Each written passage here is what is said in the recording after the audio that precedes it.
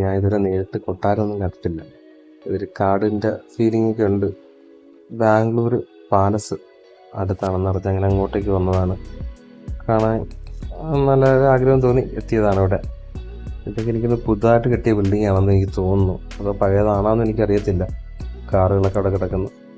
അപ്പം എന്താണ് അതിനെക്കുറിച്ച് കൂടുതലായിട്ട് അറിവില്ലാത്തതുകൊണ്ട് ഞാൻ അതിനെക്കുറിച്ച് ഒന്നും പറയുന്നില്ല. അങ്ങ് ദൂരെ കാണുന്നതാണ് കൊട്ടാരം.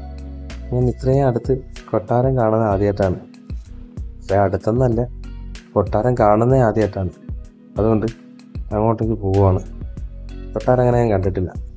പക്ഷേ സിനിമയിലൊക്കെ കണ്ടിട്ടുണ്ട്, അല്ല നേരിട്ട് കൊട്ടാരം കാണുന്നത് ആദ്യമായിട്ടാണ്. അങ്ങനെ ബാംഗ്ലൂർ കൊട്ടാരത്തിൻ്റെ അടുത്തെത്തി. അകത്തോട്ട് കയറാൻ 300 രൂപയാണ് പേയ്മെൻറ്റ്.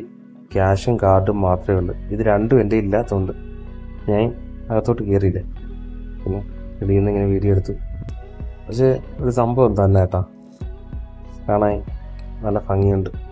കൊട്ടാരം കാണാൻ സൂപ്പർ തന്നെ കേട്ടോ. അകത്തുനിന്ന് കാണാൻ അതിമനോഹരമായിരിക്കുമെന്ന് തോന്നുന്നു.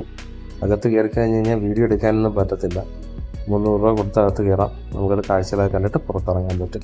അകത്ത് എന്തൊക്കെ ഉണ്ടെന്ന് എനിക്ക് കറക്റ്റ് അറിയത്തില്ല, അകത്ത് കയറിയതില്ല. അപ്പം നിങ്ങൾ വരുവാണെങ്കിൽ അകത്ത് കയറി കാഴ്ചകളൊക്കെ കാണും. ഇവിടെ ഫ്രണ്ടിൽ തന്നെ നന്ദിയുണ്ട്, ഒരു കുഞ്ഞി ശിവലിംഗമുണ്ട്, ഫ്രണ്ടിലൊരു പൂന്തോട്ടമുണ്ട് കേട്ടോ കൊട്ടാരത്തിൻ്റെ. പിന്നെ നല്ല രസമുണ്ട്.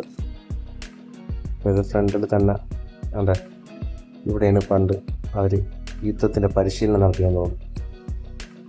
ഇവിടെയൊക്കെ കൊള്ളാം. സൈഡിലൊക്കെ വെളിയിൽ നല്ല കാട്. ഇവിടെ ഒരു പടനായകന്മാർ താമസിക്കുന്ന ഒരു സ്ഥലം കണ്ട്. ഇവിടെ മൊത്തം ഇതിൻ്റെ മുകളിലൊക്കെ ആൾക്കാർ നിൽക്കും. ശത്രുക്കൾ വരുന്നുണ്ടാകുന്ന നോക്കാൻ വേണ്ടി നിൽക്കുന്നതാണെന്ന് തോന്നുന്നു അവിടെയൊക്കെ.